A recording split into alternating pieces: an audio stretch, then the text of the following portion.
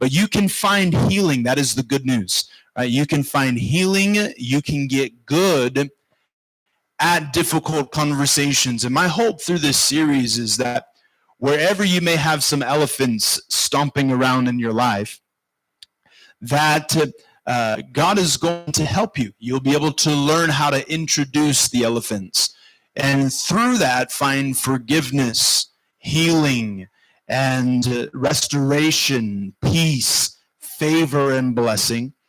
And my aim is to look at this reality biblically and to equip you in the art of difficult conversations. Now, much of this comes from a wide range of resources, as I've mentioned, but a lot of this also comes from very personal experience. I was not always good at introducing elephants in the room. There was a lot that I didn't understand about myself. There was a lot that I didn't understand just about people in general and about resolving matters. But God has helped me. My pastor has helped me. God has helped me. My wife has helped me. And I hope that this series is also going to help you in some way. So let's get some recap before we continue. In lesson 1, we laid a foundation for the series. And by way of just introduction and recap, what did we talk about in the foundation for the series in lesson 1? Kim?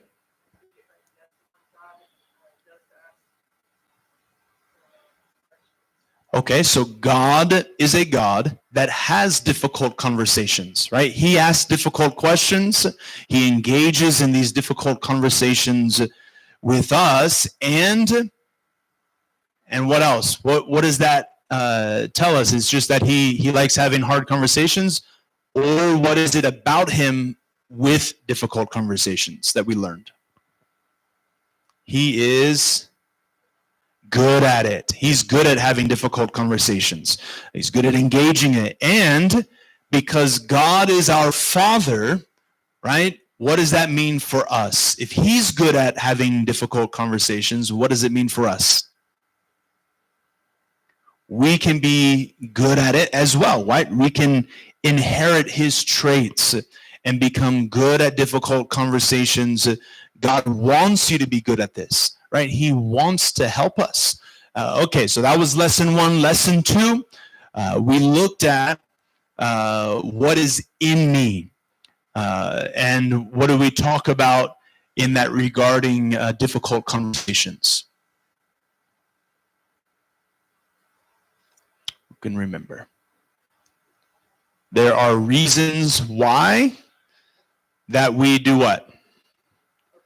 That we avoid difficult conversations, right? So there are times that we're like, man, why do I have such a hard time? I know I need to tell them. I know I need to talk with them. I know I need to speak with them.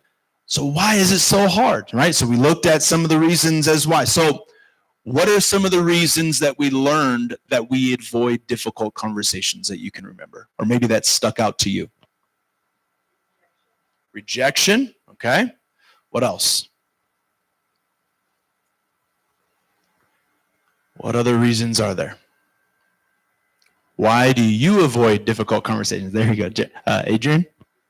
Fear, okay. Fear of their response, fear of potentially, man, they're not going to like me anymore, right? Fear of, I don't know how this is going to work out. This might not work out in my favor if I have this conversation. Yep, very good. Fear. What is that? Conflict, okay. So you're afraid sometimes to start a conflict. Right? Sometimes, especially if we're not good at introducing them, can create a conflict. That's very true. Victoria? Embarrassment could be the reason why. Okay. Jeff? Embarrassment? Okay. Okay. So these are all reasons, right? We talked about, that we can learn who we are with the help of God. We can learn what it is that's causing us to not want to have the difficult conversation. We can learn. The reason why is because last time I had the difficult conversation, they rejected what I had to say. So this time I'm afraid. I'm afraid of being rejected, right? Some of those work all in together. So the three keys in that are to identify what is the reason, to settle, okay, God, I need you to help me with this, and then to apply it, to work on it, right? To work on those issues. It's like, you know what, I'm going to overcome that rejection by having the conversation that I need to have. Okay, so that was lesson 2. Lesson 3, we looked at our first tool, and that is the tool of, who can remember? Listening. All right, Carlos listened. All right, praise God.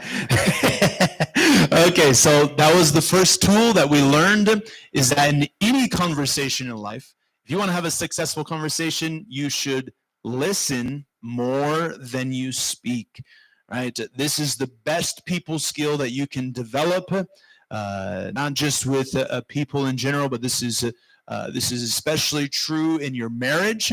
You want to have a good marriage? Be a good listener. You want to be a good parent? Be a good listener. Right? You want to be good in the ministry, whatever ministry that is that you're involved in, or a ministry leader, or for those of you that are pursuing pastoral ministry, become a good listener. Listening is an art. It must be genuine and it must be authentic. You can't just, yeah, I'm listening. Yep, I'm listening. Yeah. Oh, yeah, man. Oh, yeah, for sure. Oh, what was that you said? Right? Because people are they're gonna know if you're listening genuinely and authentically, or if you're haphazardly listening and not really paying attention. And sometimes they'll call you out on it.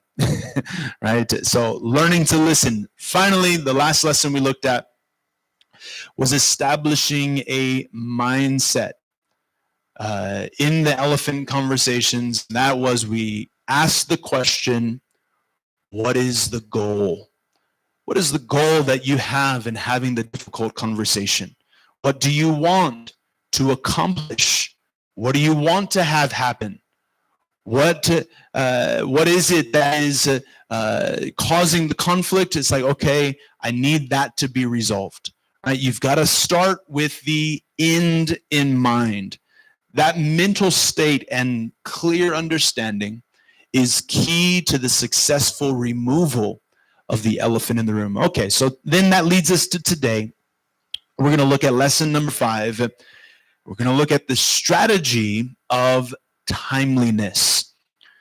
The timing of crucial conversations and difficult conversations be a deciding contributor to the success or to the failure of your crucial conversation.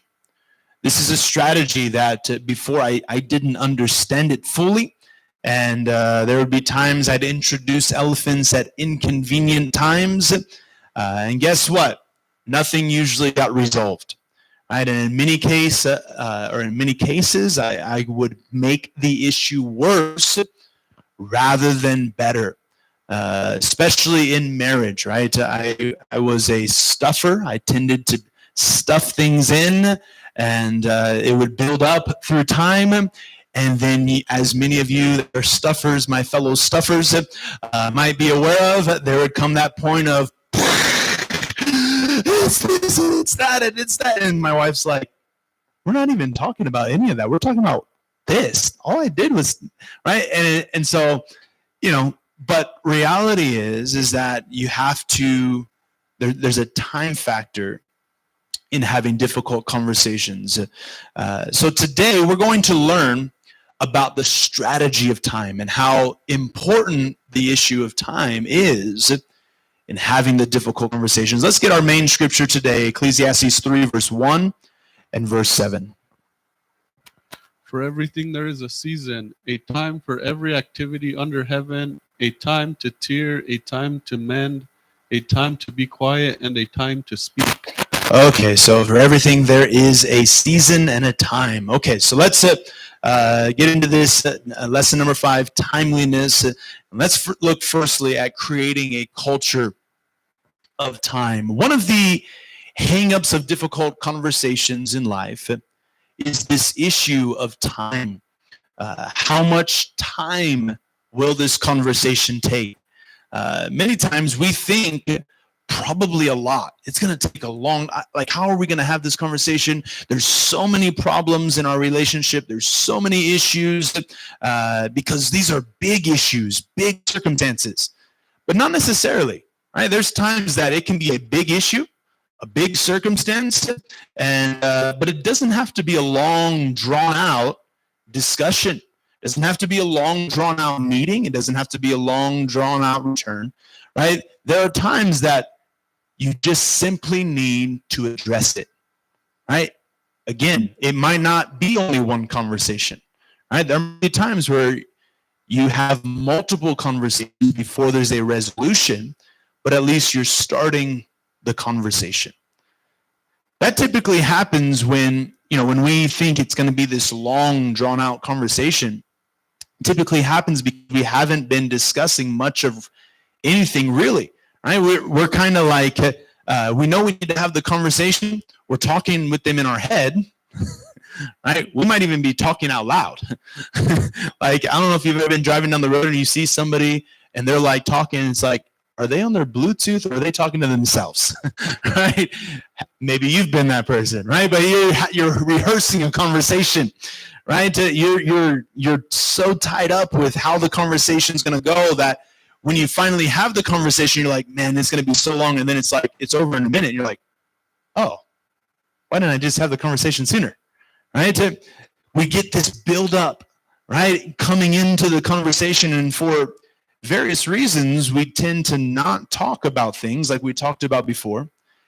But the problem with stuffing, the problem with not dealing with it in a timely manner, is that problems often grow worse. They don't get better, right? You think, well, time heals all wounds. Sometimes, but many times it doesn't. Many times we have to deal with the issue. The best thing we can do is what a man named Joseph Gray coined in a book called Crucial Conversations. He calls it reduce the lag time. Reduce the lag time. This is a very common phrase in our generation.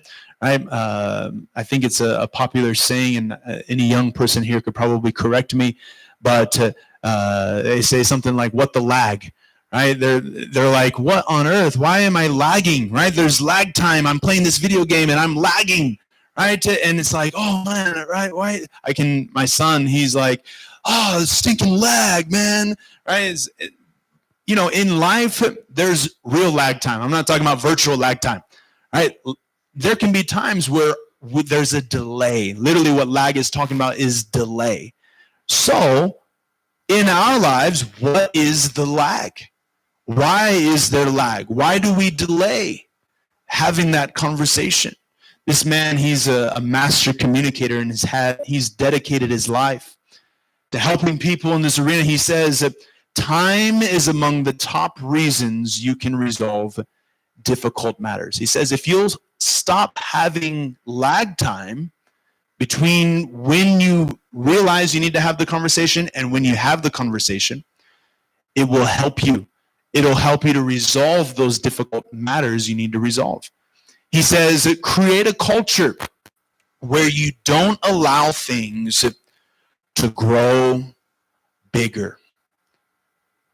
This is what creating a culture of time is all about, right? The sooner that you can have a conversation, the better it can be, right? This is because of what can happen if you allow time to go on. You stew, you rehearse, right? You become bitter sometimes, right? As time passes without dealing with it, right? You begin to become full of resentment.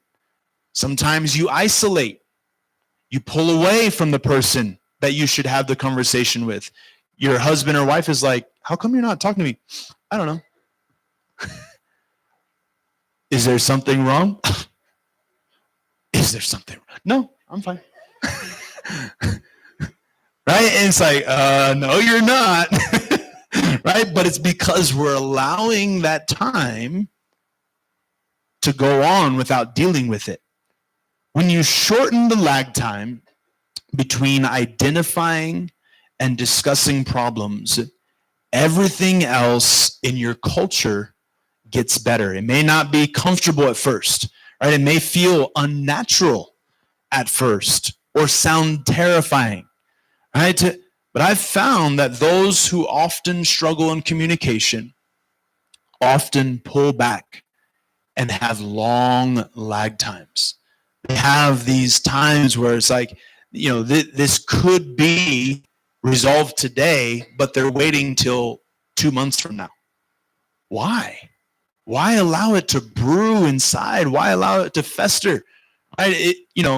Not to be crude, but if you allow something in the restroom to stay in the toilet for 2 months, you know what's going to happen in that? It's going to be gross. It's going to be disgusting, right? You open that toilet lid and it's, whoa, what happened here? Oh, it's been sitting there 2 months. It's stewing, right? It is, okay, not to be crude, but reality is we do that personally. We allow crap to stew inside of us, and we're not letting it out. We're not releasing it. We're not fixing the problem. This could be because of what is us, right? It's excused as, I don't want to be a bother. I don't want to make a big deal of this. Or it'll be fine, just leave it alone. While there may be some truth in each of those, the question that you need to ask yourself when dealing with time, is it genuine? Are you genuinely saying it'll be fine? Are you genuinely saying just leave it alone? Are you genuinely saying, you know what? I'm going to let it go? Sometimes yes, but if we'd be honest, many times no. Oh, I let it go. But have you really? It's still there. It's still brewing inside. You haven't let it go. Most books I've read or lessons I've heard on difficult conversations all bring up this issue of the window of time. Why? Because it matters. And there is a biblical reason to this. You think about with me the scripture, Ephesians 4, verse 26. And don't sin by letting anger control you, and don't let the sun go down while you are still angry. Okay, so here Paul tells the Ephesian church, he says, don't let the sun go down while you are still angry. In other words, if it can be dealt with today, deal with it today. Why let it be tomorrow's trouble? Right? Jesus, he talks about, right? Why are you being anxious for tomorrow? Why are you pushing off things for tomorrow? Tomorrow's got enough troubles that are coming. Trust me, you're going to have enough difficult conversations you're going to have to deal with tomorrow. So if you can deal with it today, why not deal with it today? Why not move on today? Right? Reducing the lag time between the problem emerges, and when those that are involved, they find a way to honestly and respectfully resolve it, what happens is it results in healthy and productive relationships. I can remember right after I had gotten married, I think it was about a month before we had our first fight. For whatever reason, we never fought one time when we were dating. We dated for 7 months before getting married. And in that time, not one single fight where we were raising our voices towards each other. We were so in love. I know it's impossible to think, but right, we were so in love that we never fought. We were just so happy and lovey-dovey. Oh, it was great. We're going to get married. We're going to spend the rest of our lives together. Isn't this going to be great? We got married, and we were great. Honeymoon, awesome. 1 month later, we had our first fight over something. I don't even remember exactly what it was about, but I can remember what happened afterwards.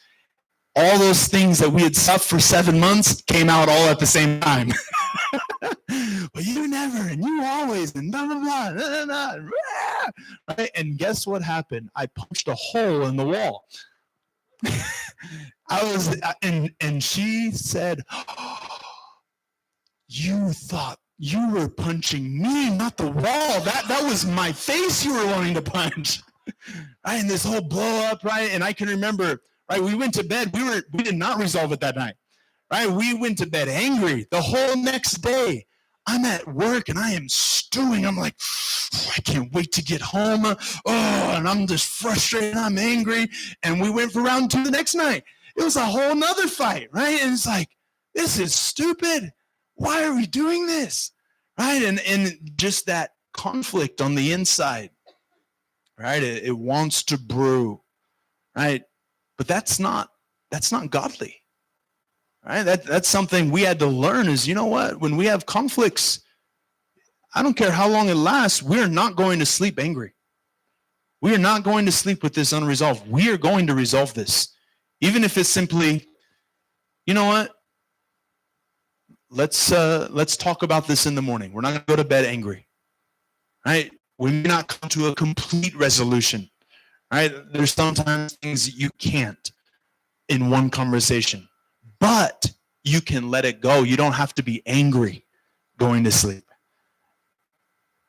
There were a lot of unhealthy areas in my life because of long lags. Marriage, of course, was one of them, as I mentioned. Conflicts in ministry was another one, right? Setting boundaries with family was a big one, right? There'd be times where a family member would say something to my wife, or one of her family members would say something to me or about us one way or another. Right? It was learning like, no, we're going to have boundaries. But many times there was lag. It wasn't, hey, let's deal with this now and move on. Right? And so then you'd be at the family gathering and you'd be like, let's go. Right? It's like, why let it brew inside? Like, just have the conversation. In ministry, right? There's been times where I've had to have difficult conversations, right? And having lag time, it always makes it bigger. It never resolves it, right? That was not healthy, nor was it helpful to either party involved, right? It wasn't helpful to me to stuff it, and it wasn't helpful to the other person when they're wondering, what is going on with Devon? Why won't he look at me in the eye? Why won't he speak to me? It's apparent he wants to talk to me about something, right? And so lag times, whether it's short or long, it goes back to last week's lesson. What is the goal? You've got to consider your long-term goals versus short-term goals. Because brewing unhealthy dynamics in a relationship will not resolve itself on its own. Many times we think, well, if I just let it go, it's just going to resolve. We're still holding on to it. We haven't really let it go. But we think it'll just resolve itself through time. You have a responsibility to balance your short and long-term needs. Meaning, is it better to have a hard conversation now, but a better tomorrow? Is it better to avoid the situation because maybe you reviewed all of the facts and the factors, right? You've discovered, you know what, it's best that I let this go or overlook it altogether. Or for now, you know what, I don't have all the facts in place. I'm going to wait, right? I'm going to have time to think about it before I respond. But today I'm going to let it go. Right? You have to work that out, right?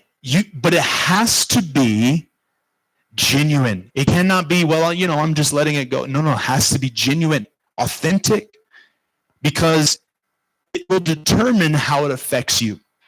It'll determine how it affects the relationship and the other person, depending on whether or not you can determine your lag time. Okay, let's look secondly then at discerning the time. Deciding when can be complicated. There's balance to this, right? It is told well by someone named Monica Johnson. She's a psychologist. She said these words: timeliness is an element you want to give thought to, but don't overthink it. When it comes to an emotionally hard conversation, it's like playing double dutch. You can spend all your time about going back and forth about when to jump in, but at some point, you have to be brave for it. there'll be a time, right? There should be a time. The key is discernment. When is the time? You have to ask God for that, right? That's something that God can give you, is a spirit of discernment when to have the difficult conversation. Ecclesiastes 3, verse 7. Quiet and a time to speak. Okay, a time to be quiet, right? And a time to speak. There's a time to listen and a time to speak. Discernment, it is a sense word. You have to have an ability to detect and to identify what is needed or most appropriate. So while, yes, I need to reduce my lag, I also need to determine and to discern my timing.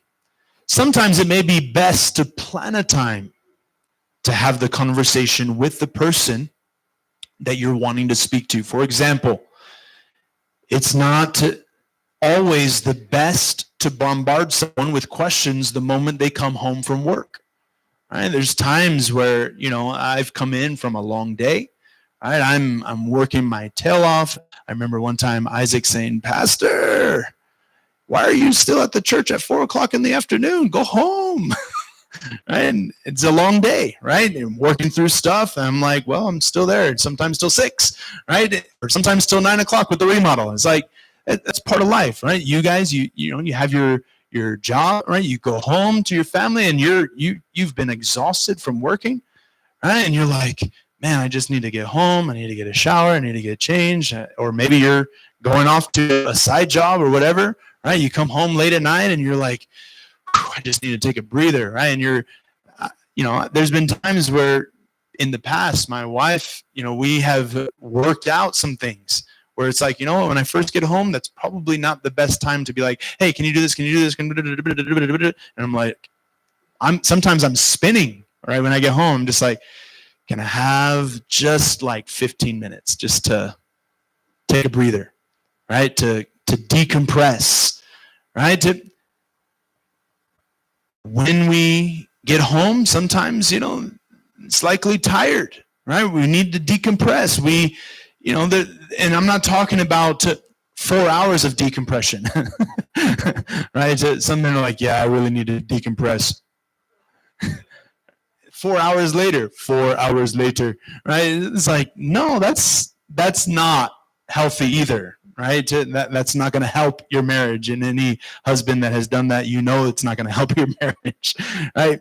9:00 on a work night is probably not the best time to have a conversation about taxes in the IRS or the budget, right? 9:00 at night, you're like, man, am I really having to go to bed? The Bible says don't go to bed angry. Here we are talking about taxes in the IRS, right? There's timeliness, right? Using previous information to your advantage, right? Which goes back to listening. That can help you, right? If they told you in the past a certain day or time is a good time to talk or not to talk, then use that information to your advantage. You'll better your chances of them being open to you, willing to discuss needs or issues or conflicts if you'll take that into consideration. I can remember early in marriage, those stressful conversations right after work. Let me tell you, I did not always respond correctly. But the problem was I didn't understand why. I didn't understand why I was blowing up. One day it occurred to me, you know what? I need to decompress when I get home. Right? And I would ask, hey, can we establish a time where I can just maybe hang out with the kids, or maybe like just take a shower and just think about nothing? Like going to my nothing box, right? And when we did that, what's interesting is that we started having better conversations, right?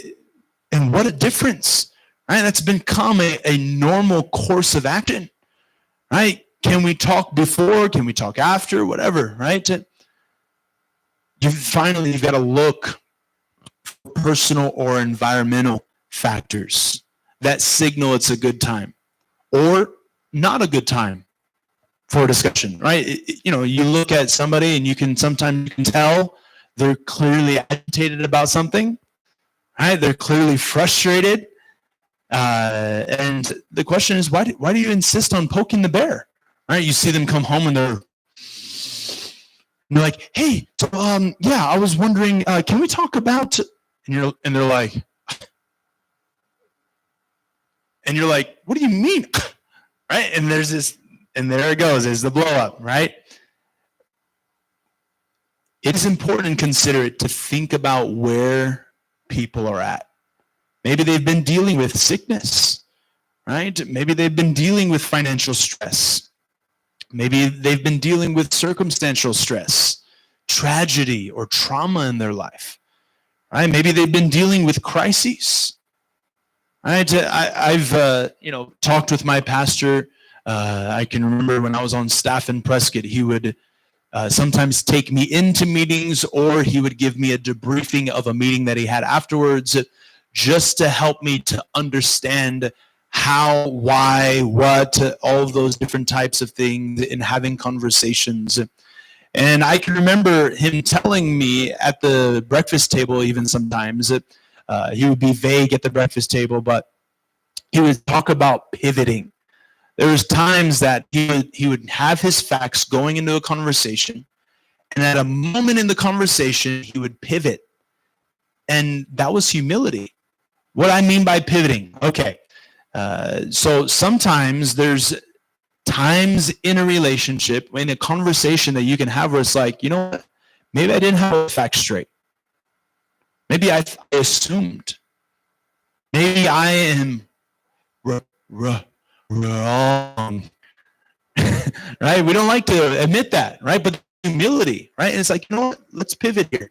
Okay, so maybe I wasn't 100% clear on that. I'm sorry. Right? But let's work this out. Let's move forward. Right? To put it plain, not everything has to be or should be discussed. But if you notice there aren't any obvious elements to deter you, then it makes sense to push forward. Taking note of each of these is how you'll be able to gauge successful entry points and exit points in the future.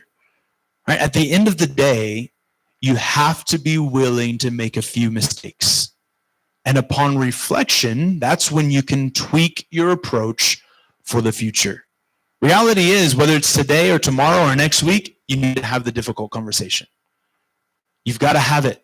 Right? You can't keep delaying it. You've got to take out that lag time in that conversation. Later, you can reflect and say, you know what, why did that work? When I said this, how come they responded better than before? What was it about that? Why did they respond negatively when I said this? Man, maybe I shouldn't talk that way or in that tone of voice or at that time to them next time. How could I have handled that better? What do I need to take responsibility for? Please notice that it's interesting in difficult conversations, many times we can make the focus on the other person. So many of these things are actually in us.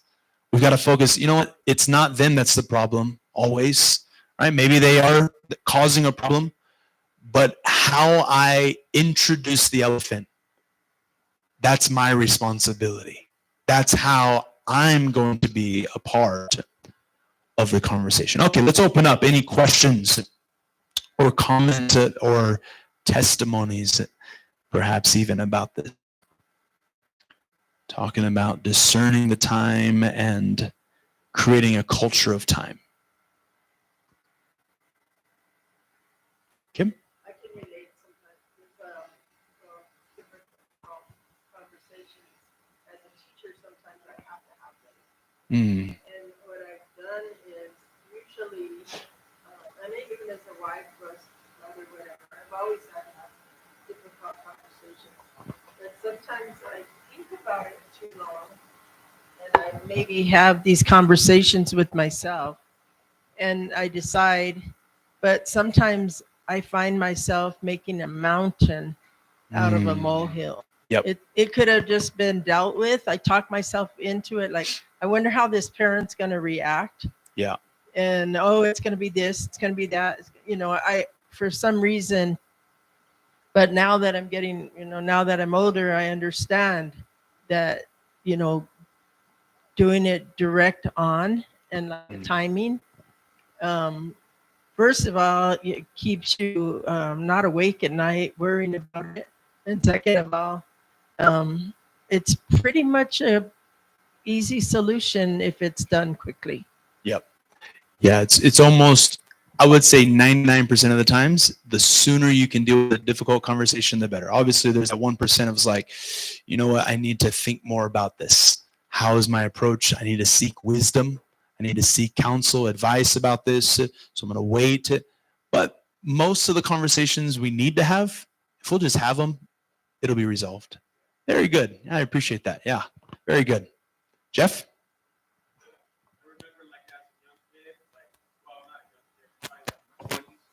I would never really like have those conversations, right? And I would always kind of like get bullied, you know. Sometimes you're the nice guy or you're too nice. And then one day I said, forget it. Like, I'm just gonna have a conversation. And when I spoke back, then people started like, they like freak out, right? And then the issue would get resolved. But you got to have like a middle ground. You can't get too crazy because sometimes you just shoot off your mouth and you mess a lot of things up, right? So yeah, you got to learn wisdom, but you have to use your voice, man, or things won't get resolved. Because Absolutely. There was like one particular time, you know, I let somebody talk and I said, and he was like, at the end of the conversation, he's like, okay, well, I'm done. And I said, well, nope, you're not done. I'm going to talk now. And then I talked, right? And that's how we resolved the issue. But there's people in life that will try to run over you because you're being the nice guy and you let them talk. You got to learn how to use your voice. Yep. And be wise about it, right? Yeah. So yeah, you if you don't use your voice, a lot of things will never be resolved. And then there's a lot of times that there's never a right time. You just got to do it, you know? Absolutely. Yeah, I encourage every one of you, if you get a chance, Pastor Jesse Morales preached a sermon in conference, Friday morning of conference, called Jether's Hesitation. And I really encourage you, listen to that sermon, watch that sermon. It'll really help you in that regard, because there is a time factor, right? And many times there's a number of reasons of why we hesitate, right? Why we push it off. And ultimately it'll lead to the detriment, sometimes even of the relationship, if we wait too long. So very good. Appreciate that. Any questions or comments besides that? Samantha? Never assume, because then you'll make you know what out of yourself, the first 3 letters of the word assume. So don't ever assume, and always state your intentions. So like with me, I always have to state my intentions, because my face is very aggressive. I guess my son says tired. I say aggressive, my son says tired. I don't know. So I always have to state my intentions, like where I'm coming from, like a place of love, like I love you, but this, and this. This is what I noticed, but this, and this. And so with those 2 biggest things, and then the biggest thing too was, like you said, is it really worth letting it go? Or do you have to have that conversation? Because if you let it harbor in your heart, is that going to mess you up? If so, go talk to that person or whatever you got to do at that moment. There's always time. And there's just not time to let go of that time. You know, you don't want to waste any time ruining friendships, ruining relationships, you know, with family or whatever. But if you can let it go, then let it go and leave it at that though. Like, don't stay, like you say, stewing in your mind and like replaying things. Just let it go or talk about it. Yeah, I can remember multiple times where my pastor, I would bring a situation to him. Either somebody had said something to me or about me or was causing some sort of a problem. And I would ask him, how would you approach this? He said, well, number one, if you can, let it go. And I was like,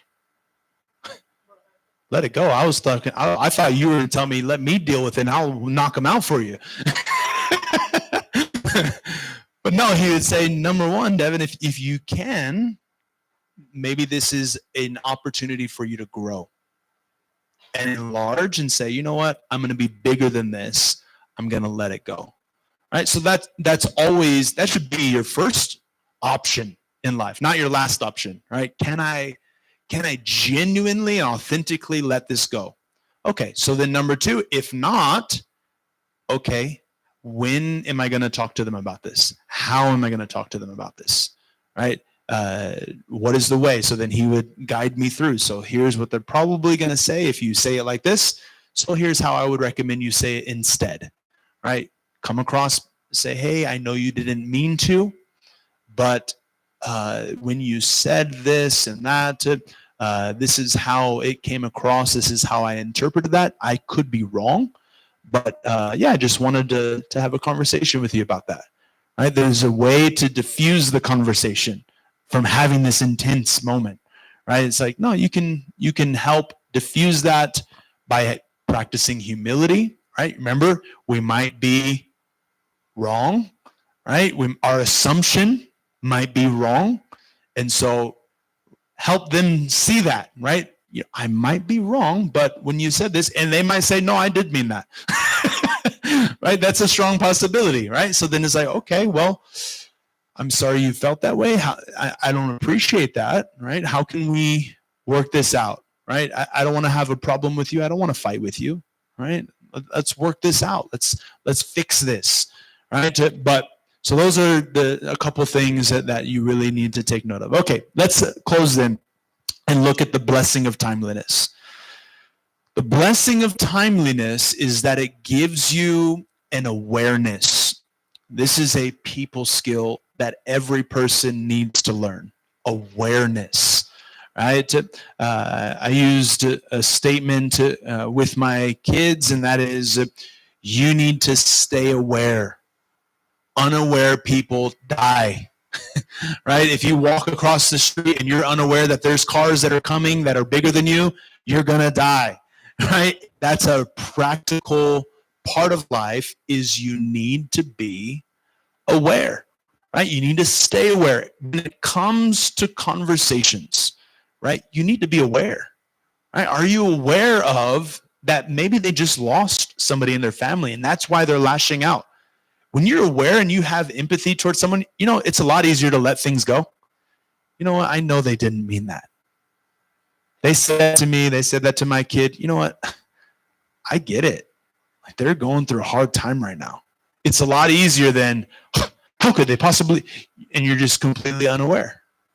You're completely unaware. Or maybe just ask the question, hey, are you going through something right now? Or can I pray for you?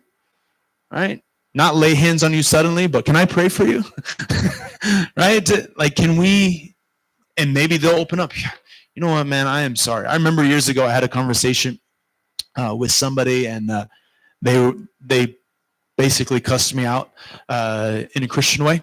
And I can remember, like, whoa, what happened here? And I can remember I stood up for myself, and, but the long story short, I went to my pastor. I said, what the heck?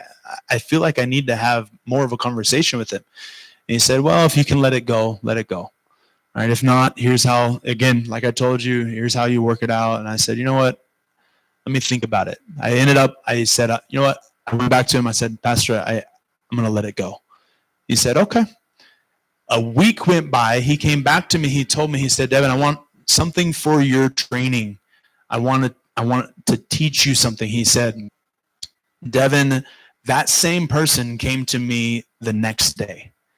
And he said, Pastor Jesse, I've been struggling with calling.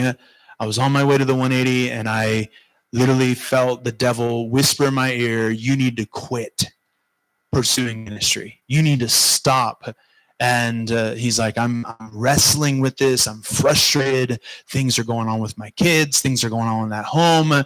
He's like, it's just, I don't know what to do.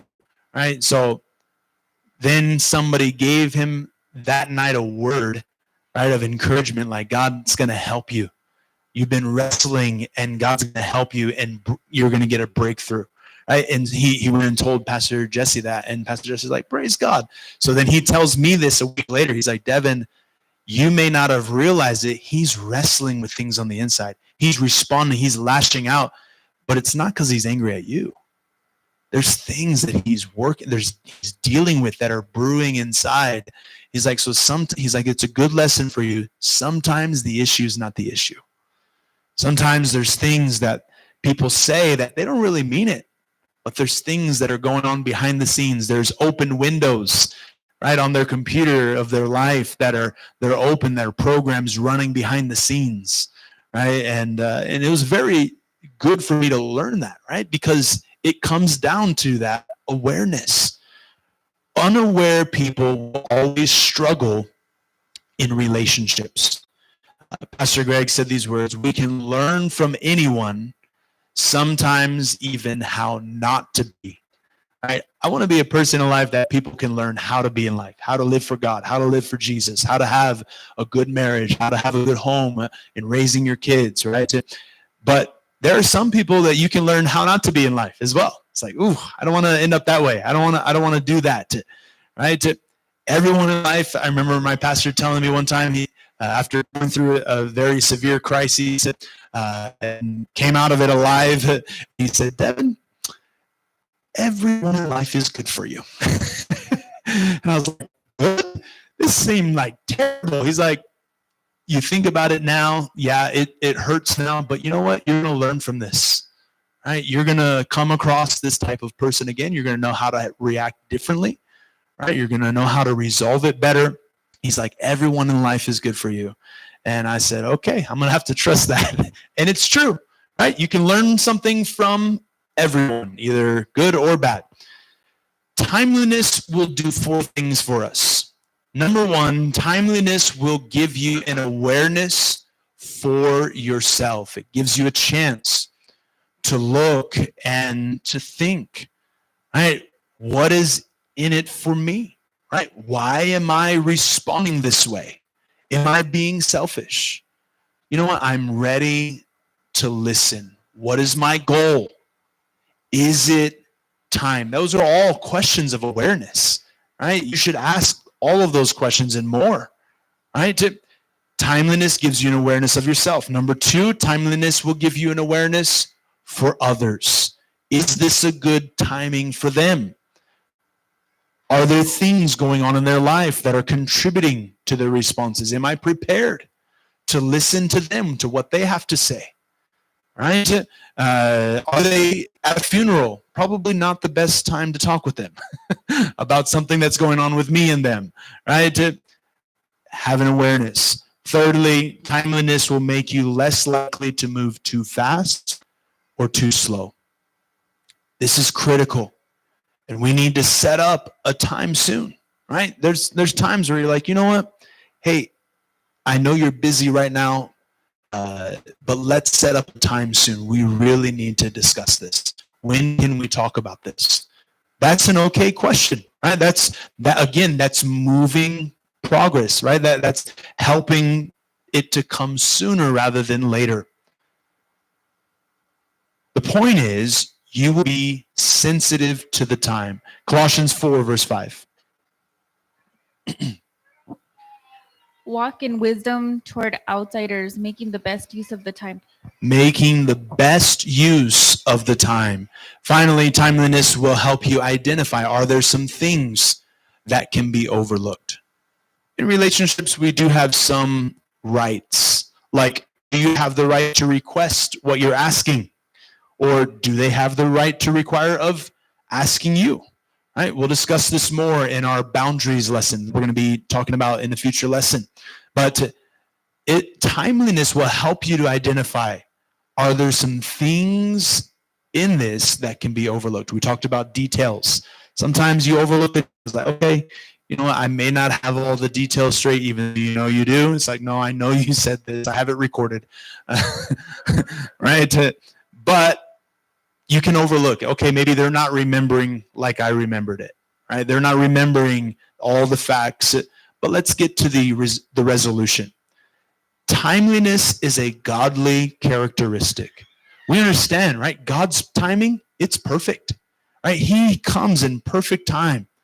Right? In Ecclesiastes 3, verse 7, it talks about a time to tear, a time to mend, a time to be quiet, a time to speak. Right? That's wisdom. There's a time for things in life. So ask yourself, is it a time to tear? Is it a time to mend? Is it a time to speak or to keep silent? What we need ultimately in life, this is my number one prayer, is that we need wisdom. We need wisdom, knowing what to do, how to do it, and when to do it. Matthew 27, verse 14. But Jesus gave no answer, not even to a single charge. Jesus gave no answer, not even to a single charge. It's interesting. Jesus, he didn't answer Pilate. He didn't answer the high priest. He didn't answer for Herod. Right? At that moment, it was time for silence. But you know, there were other times he did speak. Right? There were times that he spoke to all of them. Right? He spoke to, to the high priest. Right? He spoke to all the priests, all the Pharisees, all the Sadducees, and all the scribes. Right? There's times where he got the whip and he was, whoosh, right? Get out of here! This is my Father's house. You made it a den of thieves. Right? And he had a voice. Right? But he knew when to speak and when to be silent. Right? If we allow room for God's direction and wisdom, he will help guide us in the crucial conversations we need to have in life. God waited to speak to Elijah. Right? He let him sleep, and he fed him, let him sleep again, fed him again, all that before speaking to him. Right? Why? Because hangry is a real condition. Sleep is holy. Right? I'm telling you, food and sleep, there are many times, I've with things on my mind, I'm troubled, I'm wrestling things, but then you know what? I woke up okay. Right? I ate some food and it's like, hey, let's talk about it. Right? That's okay. Right? That's life. We're running out of time here, timeliness. We read that Jesus often referenced the timing of things. It's not the time, it is the time. Night is coming, right? Why? Because time, at the end of the day, time matters. Okay, we're going to stop right there for the sake of time, and we're going to start our service at 10:30. Thank you so much for coming to Sunday school. God bless you.